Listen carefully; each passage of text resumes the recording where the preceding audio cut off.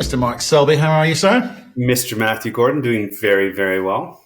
Well, you've been away for a while, haven't you? What have you been up to? I haven't seen you for a few weeks. Yeah, I actually took a little sort of time off, so as much as one can do when running a business. But it was nice. Yeah, got a little bit of time at the cottage, which is great. So Sweet, sweet, sweet, sweet. Yeah.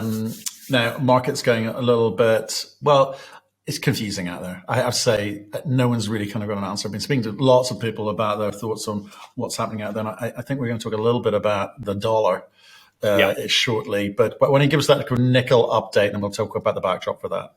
yeah. So last time we talked in mid August, we'd seen things sort of settle down into a range. Up off the lows. I had said, you know what, there's enough noise in this market that I think we'll see a retest of those lows before the next time we talk. And so, we did see that happen. We popped down towards the $20,000 level. We didn't break it on a closing basis. And then we've, actually, despite all the noise in the market, recession talk, nickel, has rebounded back up towards $23,000 a ton. For those who are in the non-metric world, it's over 10.50 a pound. And honestly, nickel is one of the few metals that's actually right now higher than where it was at the start of the year. I think one thing driving that is, LME with inventories, have begun dropping again after kind of leveling out for about a month or so. And, over the past month, we've seen them drop down another 7% to just 52,000 tons. Again, that's less than a week's worth of global consumption. So that's you're flying. The plane is flying pretty close to the ground at that point from a market perspective. But I mean, that's incredible. Less than a week. That's insane. For anything, right? Yeah. Toilet roll included. As we all found out. As we all found out, toilet roll and pasta and nickel. Okay, so are there any sort of signs of improvement on the battery side? Yeah, so I think the other thing that's causing the bulls to sort of dip their toes back in, if you rewind back to my view of the year, we thought the first half was going to be pretty choppy because we had to digest a bunch of nickel supply. I missed that spike up in nickel prices in March. But, what I said is you're going to see the batteries, fundamentally assert themselves as the years go on. So even though you're seeing the kind of weakness that you would expect in the stainless market, given everything that's happening in the economy, we really are seeing battery markets, really start to reassert themselves. And so, we've seen production up year over year in China of cathode materials up 28%. That's forecast to ramp up to 40% next year. And, a point I've made in past presentations that's important to remember is that, as you're ramping up, people are, if you're going to produce it in September, you'll have gone to the market to try and buy that, a month or 2 months earlier in terms of feeding that supply. So, if they start to see that kind of visibility on orders coming through, and again, given the amount of EVs being produced, the amount of orders aren't slowing down, dramatically. So, I think, as I had expected, a real acceleration of demand from the EV sector, into year end. Okay, let's talk about the dollar. Okay, because the dollar highs typically mean not so good for commodities, right? And I'm trying to work out, is it a strong dollar or the rest of the world is just super weak at the moment? So it's like they're the best of the worst, the US dollar. So what's actually happening out there? Yeah, no, sadly, I think it is the best of the worst. But the fundamental reality right now is we're at a 30-year high, or just come off 30-year highs for the US dollar. I can tell you for a long time in any econometric modeling of commodity prices, the trade weighted US dollar number is a variable that is, highly negatively correlated to commodity prices. And yet, we're seeing, the basket definitely has come off since the highs earlier this year. But normally in this kind of environment, you'd be, bouncing off cyclical bottoms at this point in time. And I think what's underpinned it is that typically at this point in an economic cycle, we would have had the mining companies blowing their brains out in terms of developing new projects, adding a pile of capacity, which would be coming to the market just as the central banks are having to ratchet up, interest rates to slow the economy down. So you get this horrible mismatch of new supply coming to the market just as in time for demand shrinking, and then inventories really starting to pile up.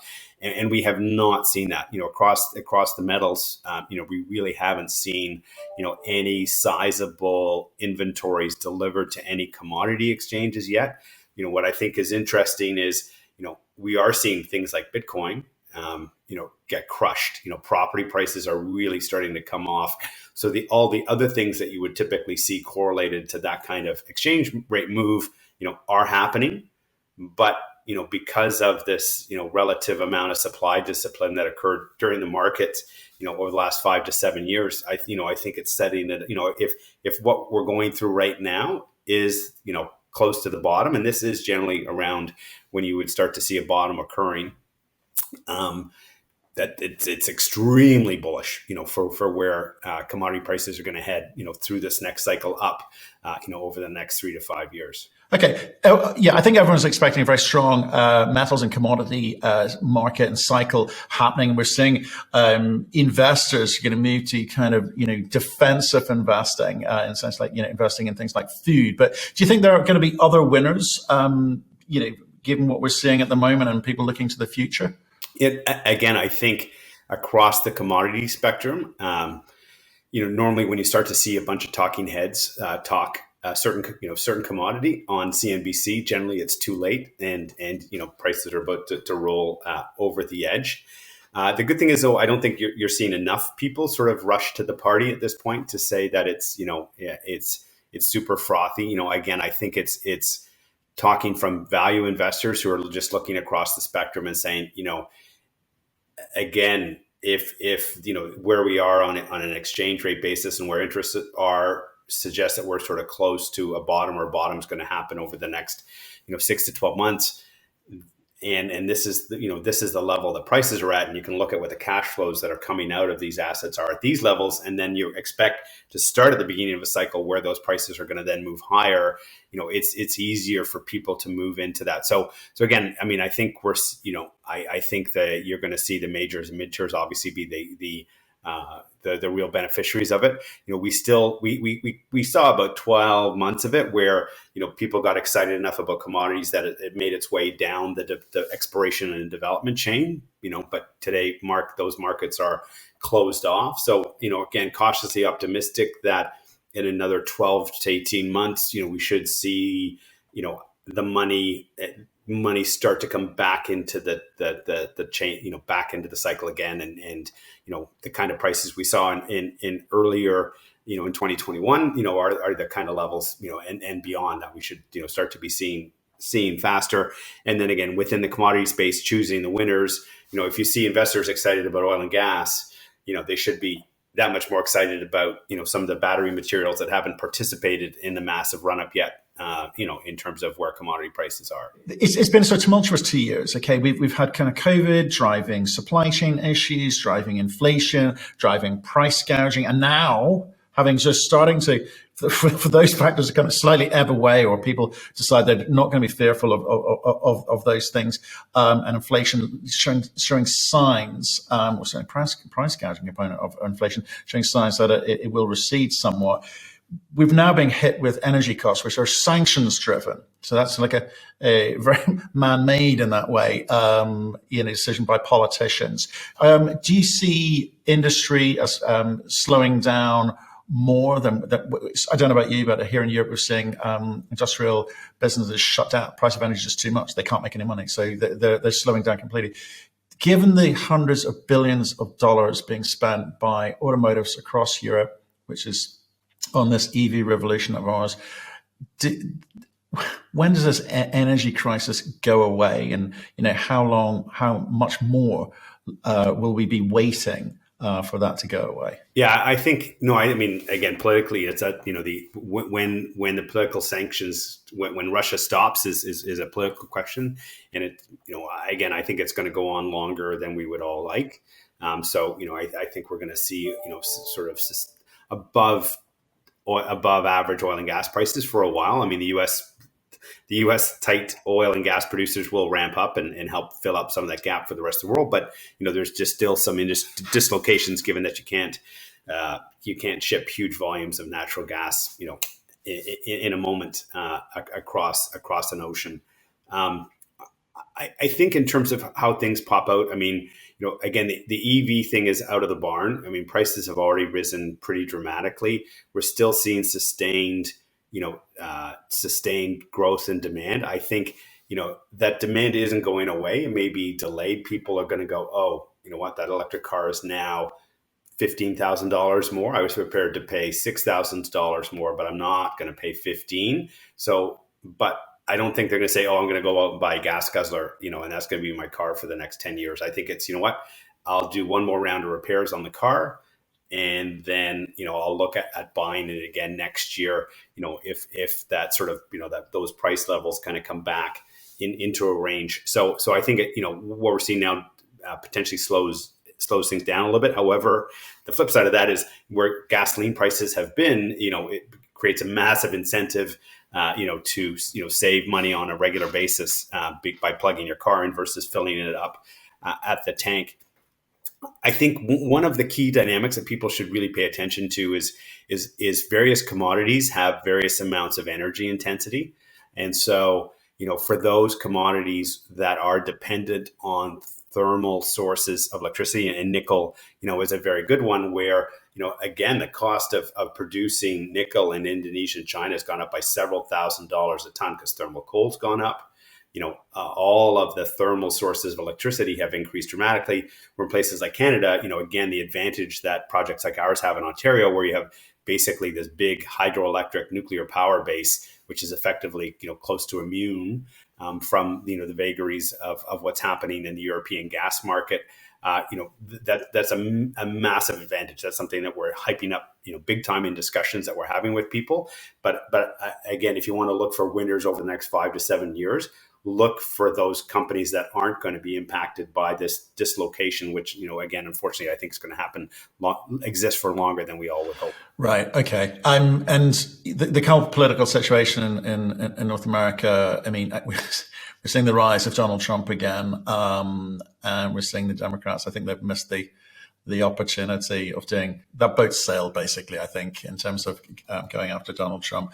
So the kind of political scene there, is that going to accelerate things with regards to this whole battery drive? Because I think the midterms, I think it feels like, certainly what we're seeing over here, it feels like Republicans are going to crush the Democrats. Will that slow things down? Again, on that front, I think, the last bill that the Democrats passed, that the badly named Inflation Reduction Act, provided, significant subsidies for bringing production, into North America, which again is a massive benefit for us. Again, the fact that I think you didn't see nickel, cobalt, all of the North American energy stocks, if investors are really tuned into what was going on, the day that bill was announced, all those stocks should have been up 30%, and we didn't see it. So I think there's lithium's doing great, but the rest of the battery metals are still not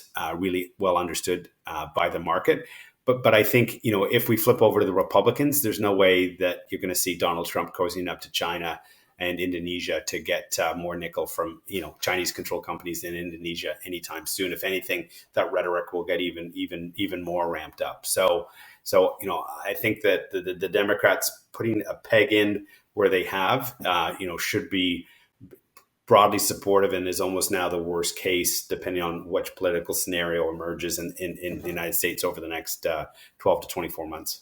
Okay, and talking of China, that's my Trump impersonation there, folks. Thank you. Stainless steel prices. What's happening in China? Yeah. So again, if people have been watching this, in terms of stainless steel prices in China as a good metric in terms of indicating where the broader market is overall.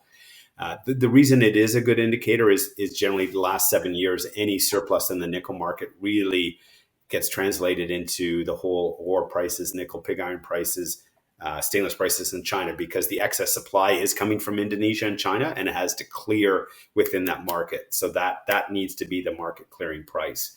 The fact that over the last, few weeks here, we've seen more than a 10% increase in stainless prices, which have been declining steadily since the peaks we hit in early March. Again, they're still at a decent level relative to where we were in 2018, 19, and 20.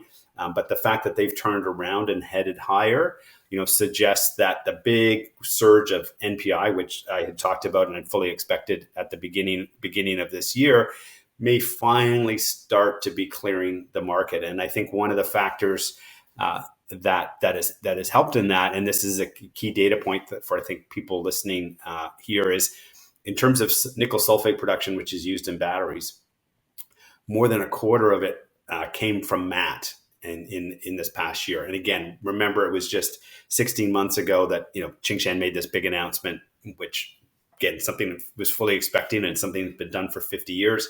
But the market saw this as this big brand new thing. The fact that you've seen this much retooling already is helpful. But when 50 to 60% of the supply comes from matte, that's where we get to the point where basically the clearing price for China moves from having to be stainless prices in China to sort of spread out over a more global base, because we'll see the complete fungibility of supply between the stainless market and the and the battery market happen. And again, my view was that it was going to be a couple year process for that happen. So I would say, we're sort of 16 months in right now, and probably another 16 months to go. But, we should be able to get to that point sometime during 2023. Okay. Well, a lot of data points there to consume, a lot of things to understand geopolitically. And I guess in all of this, we're going to have a view on the time frame in which all of this happens. Should we go to a little bit of company news? Yeah. We got a couple of companies you want to talk about? Yeah, I'll come back now. We'll sort of back off the summer hiatus and get back into regular flow as more news by the companies come to market. But just a few tidbits. So one very small company called Go Metals. The guy here's our VPX. He flew the geophysics on it 3 years ago before we'd even started Canada Nickel. They finally got around to drilling it. They trenched it last summer, found some okay grades and outcrop, and then drilled some core. Check out the news release that came out this week. Some pretty nice sulfide mineralization. The thing that I would differentiate between, the opportunity here versus some of the opportunity in Western Australia, typically, there are some deposits in Western Australia. We've got a large disseminated halo around the high grade core, which, gives you, a potential to put up a scale resource. A lot of them are just the high grade and then goes to bare rock. And so it makes it hard to put a lot of tons together. This one basically has got some juicy looking core based on the photos, in larger widths of disseminated mineralization. So, stay tuned on that front. I think that'll be an interesting, one to follow up. It's in a remoter part of Quebec. It's a smaller exploration company, but again, I think pretty interesting in a market that doesn't have too many new nickel discoveries. And the other one, again, my old company now, Corora, they just got booted out of the GDXJ that we'd got in just before I joined. And they've obviously their share price, as you get booted out, there's a bunch of index players who basically start selling that stock. So it's come down quite a bit. They've got a great gold growth plan. But the reason I'm talking about it here on the nickel show is, they've got some pretty good and demonstrated nickel exploration potential, which, again, we've always seen. They put out, that they're going to resume nickel production as they get a second decline down there. So again, if you want nickel with a little bit of underlying gold hedge there, that's a pretty unique investment opportunity and worth, I think, taking a look at these price levels. Yeah, and we interesting. I mean, yeah, some really high grade nickel results coming out there. I think there's some joshing in the chat rooms about the nickel component and how they're going to access that. Which I won't go into. We've heard a little bit of news about Blackstone Minerals, the Aussie nickel company, and it looks like EcoPro is Eco-No. They look like they've stepped away from that relationship because they couldn't agree on terms, which is a shame. But I'm sort of intrigued. Might have another look at them in terms of some of these projects that they're also invested into, sort of seeing, what they've actually managed to build up there. Because I think that the shine has come slightly off of that one of recent times. I thought that was interesting. Also, we spoke with, is it Magma Metals? Yes. Mining. Mining. Yep. Good guys. They've just made an acquisition from London, Canada, for their Denison project. Looks like it could be quite an interesting one. I think they're going to put out an updated resource on that in the next sort of 2-3 weeks. Yeah. So very interesting. It's a past producing Inco mine, Crean Hill, that Inco foolishly sold off 20 years ago, and ended up in a joint venture with Lonmin. Lonmin got bought by Sibanye. Sibanye is now quite a large company, so it's not the right scale, for that company. But it's a very nice add-on to Shakespeare, and it gives them two potentially relatively low cost, low capex restarts to get back into nickel production. So I was very happy for the Magna team, because I know they've been going at it pretty hard for the last few years. Yeah. It's and they need to do a bit more of that, because I think as they said to me, I think that Shakespeare was a sort of okay project with okay grades, but it did have the permit in place. Although I think they're talking the game of potentially tolling initially, because there's a couple of mills in the district which are not at capacity. They are not. So lots of optionality for those guys. But look, we'll return to the kind of company stuff next time out. Mark, really appreciate your time.